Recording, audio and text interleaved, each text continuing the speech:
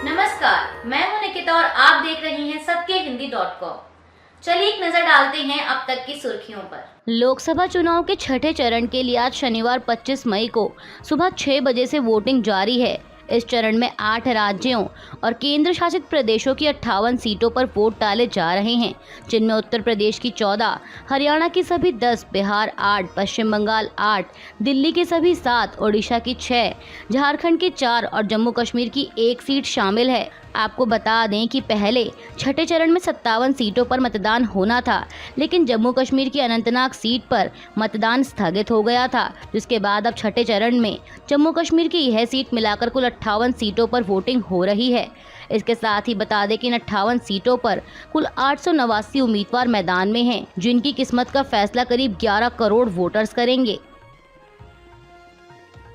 दिल्ली में वोटिंग से पहले शुक्रवार की रात उपराज्यपाल वीके सक्सेना और मुख्यमंत्री अरविंद केजरीवाल सहित सत्ताधारी आम आदमी पार्टी के अन्य नेताओं के बीच जमकर जुबानी जंग छिड़ी रही।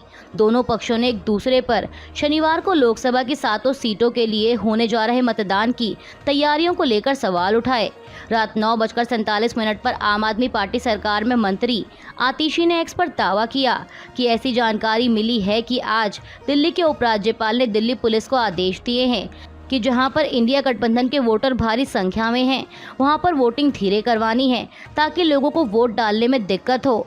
आतिशी ने कहा कि प्रशासन द्वारा भाजपा को जिताने का ऐसा कोई भी प्रयास गैर कानूनी, गैर लोकतांत्रिक और गैर संवैधानिक है। उन्होंने उम्मीद जताई कि चुनाव आयोग इस पर संज्ञान लेगा।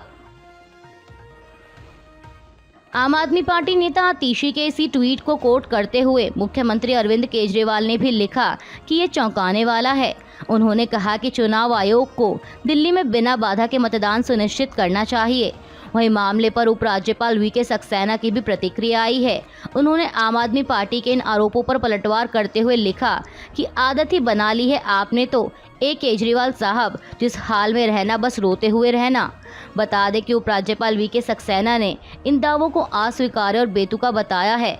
उन्होंने कहा है कि ये मनगढ़ंत दावे मतदाताओं को गुमराह करके लोकतंत्र को नष्ट करने की एक जानबूझकर की गई योजना है। इस पर कड़ी कार्रवाई की जाएगी। छठे चरण के लिए जारी मतदान में जम्मू कश्मीर की अनंतनाग लोकसभा सीट पर भी वोटिंग हो रही है।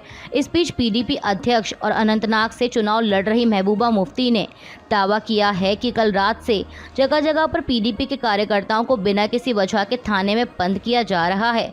इसमें डीजी, एलजी और सभी अधिकारी शामिल हैं। उन्होंने पीडीपी के पोलिंग एजेंटों को थाने में बंद कर दिया है। महबूबा मुफ्ती ने कहा कि आपने कहा था कि स्वतंत्र और निष्पक्ष चुनाव होंगे, लेकिन आप ये सब कर रहे हैं। जगह जगह से शिकायतें मिल रही हैं कि ईवीएम से छेड़छाड़ करने की कोशिश की जा रही है। पश्चिम बंगाल में पूर्व मेदिनीपुर जिले की तमलुक संसदीय सीट के तहत महिषादल में मतदान से पहले तृणमूल कांग्रेस के कार्यकर्ता की हत्या से इलाके में भारी तनाव फैल गया है। उसी जिले के मोयना में हिंसा की अन्य घटना में एक टीएमसी कार्यकर्ता को सिर पर गंभीर चोटें आई हैं, जहां तृणमूल ने इस हिंसा के लिए बीजेपी को जिम्मेदार ठहराया है, तो वहीं बीजेपी ने इसे तृणमूल के 2 गुटों की अंतर्कलह का नतीजा बताया है। पुलिस ने बताया कि महिषादल के टीएमसी कार्यकर्ता शेख महबूल की शुक्रवार देर रात धारदार हथियार से गोदकर हत्या कर दी गई। वे ग्राम पंचायत के सदस्य भी रह चुके हैं। गंभीर रूप से घायल महबूल ने अस्पताल पहुंचने से पहले ही दम तोड़ दिया और इस घटना के बाद से इलाके में भारी तनाव है। मीडिया रिपोर्ट्स के मुताबिक पुलिस ने इस मामले में 2 लोगों को हिरासत में लिया है और पूछताछ जारी है। बता दें कि जिस इलाके में हत्या और हिंसा हुई उसे बीजेपी नेता शुभेंदु अधिकारी और उनके परिवार का गढ़ माना जाता है। सुरक्षा के लिहाज से इस चरण में राज्य में सुरक्षा बलों की सबसे ज्यादा 919 कंपनियां तैनात की गई हैं। देश में जारी छठे चरण के मतदान के बीच प्रधानमंत्री मोदी ने जनता से अपील की है कि अधिक से अधिक संख्या में मतदान करें। उन्होंने एक्स पर लिखा कि लोकसभा चुनाव के छठे चरण के सभी मतदाताओं से मेरा निवेदन है कि वे अधिक से अधिक संख्या में मतदान के लिए आगे आएं। पीएम मोदी ने कहा कि एक एक वोट मायने रखता है और आपका वोट भी उतना ही महत्वपूर्ण है।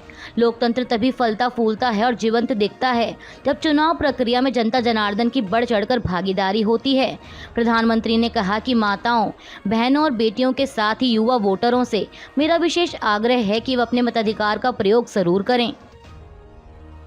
विदेश मंत्री एस जयशंकर सुबह सुबह मतदान करने के लिए पोलिंग बूथ पर पहुंचे और उन्होंने दिल्ली वासियों से भी भारी संख्या में मतदान करने की अपील की।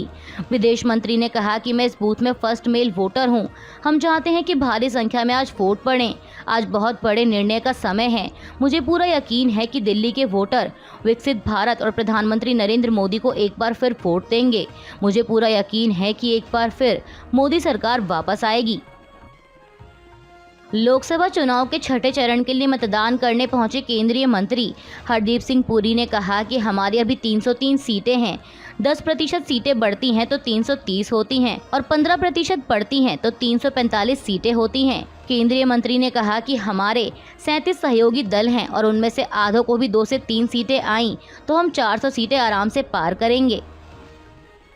देश के चुनावी माहौल में जारी राजनीतिक बयानबाजी के बीच कांग्रेस नेता जयराम रमेश ने कल शुक्रवार को कहा कि 5 चरण के चुनाव हो चुके हैं और पहले 2 चरणों के बाद यह स्पष्ट हो गया कि दक्षिण में बीजेपी साफ और उत्तर में हाफ। इसलिए 4 जून को इंडिया गठबंधन को स्पष्ट और निर्णायक जनादेश मिलेगा और 4 तारीख को देश पीएम मोदी को अलविदा कह देगा।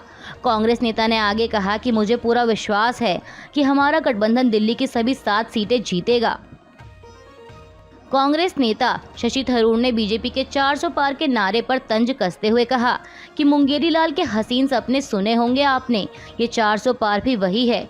इस चुनाव में उनके लिए 300 पार करना भी बहुत कठिन होगा। थरूर ने कहा कि भाजपा वाले 200 के लिए भी लड़ रहे हैं। हम 5 चरण में जो देख रहे हैं, लोग इस सरकार से काफ़ी असंतुष्ट हैं।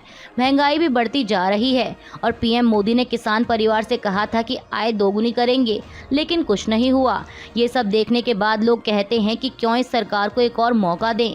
कांग्रेस नेता ने आगे कहा कि हमें कोई शक नहीं है कि इस बार 4 जून को सरकार बदलने वाली है। कांग्रेस नेता और वरिष्ठ वकील अभिषेक मनु सिंघवी ने दावा किया है कि उन्हें एक नहीं बल्कि 2 मुख्यमंत्रियों ने राज्यसभा भेजने का ऑफर दिया था। सिंघवी ने कहा कि लेकिन वो सिर्फ कांग्रेस में रहना चाहते हैं, इसलिए उन्होंने इन ऑफर्स को स्वीकार नहीं किया। दरअसल दिल्ली के मुख्यमंत्री अरविंद केजरीवाल ने एक यूट्यूब चैनल को दिए इंटरव्यू में कहा था कि उन्होंने जनवरी में ही अभिषेक मनु सिंघवी को राज्यसभा भेजने का ऑफर दिया था। अब उनके इसी बयान पर प्रतिक्रिया देते हुए सिंघवी ने एक्स पर पोस्ट किया कि मैं अब तक इस मामले पर चुप था, लेकिन अच्छा है कि मुख्यमंत्री अरविंद केजरीवाल ने खुद इस बारे में बात की है। कांग्रेस नेता ने आगे कहा कि मेरे पास एक नहीं बल्कि 2 सीएम का समर्थन था, लेकिन मैंने वो ऑफर स्वीकार नहीं किए क्योंकि मैं कांग्रेस में ही रहना चाहता हूँ। हिमाचल की कहानी अलग है, लेकिन पार्टी का साथ होना बेहतर है। दरअसल आपको बता दें कि जब केजरीवाल से सवाल किया गया कि ऐसी खबरें हैं कि आप स्वाति मालीवाल से इस्तीफा लेकर अभिषेक मनु सिंघवी को राज्यसभा भेजना चाहते थे, तो इसके जवाब पे उन्होंने ये बातें कहीं।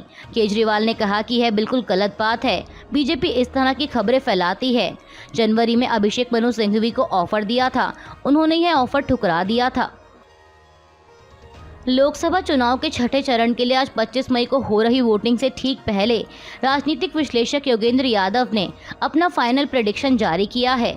इस चुनाव को लेकर उन्होंने इसे अपना अंतिम आकलन बताते हुए सोशल मीडिया पर एक वीडियो भी जारी किया। इस वीडियो में उन्होंने बताया कि उनके अनुसार इस बार लोकसभा चुनाव में भाजपा और विपक्षी गठबंधन इंडिया कितनी सीटों पर जीत हासिल करने जा रहे हैं। इसके अलावा उन्होंने ये भी बताया कि इस बार किसकी सरकार बनने जा रही है। अपनी फाइनल प्रेडिक्शन में योगेंद्र यादव ने बताया कि इस बार बीजेपी 240 से 260 सीटों पर जीत हासिल कर सकती है, जबकि भाजपा के सहयोगी दल चुनाव में 35 से 45 सीटें हासिल कर सकते हैं। वहीं कांग्रेस 85 से 100 के बीच सीटें जीत सकती है, जबकि गठबंधन के अन्य दल 120 से 135 लोकसभा सीटों पर जीत हासिल कर सकते हैं। योगेंद्र यादव ने आगे कहा कि इस बार बीजेपी 272 सीटों से भी नीचे आ सकती है। इसके अलावा बीजेपी 250 से भी कम सीटों पर सिमट सकती है। बीजेपी का इस बार 400 पार का नारा हवाई साबित हुआ है। इस चुनाव में बीजेपी 300 सीट भी नहीं जीत रही। इंडिया गठबंधन को लेकर योगेंद्र यादव ने कहा कि लोकसभा चुनाव में विपक्षी गठबंधन को 205 से लेकर 235 सीटें मिल सकती हैं। अभी के लिए बस इतना ही। बाकी की खबरों के लिए जुड़े रहिए सत्यहिंदी.com के साथ।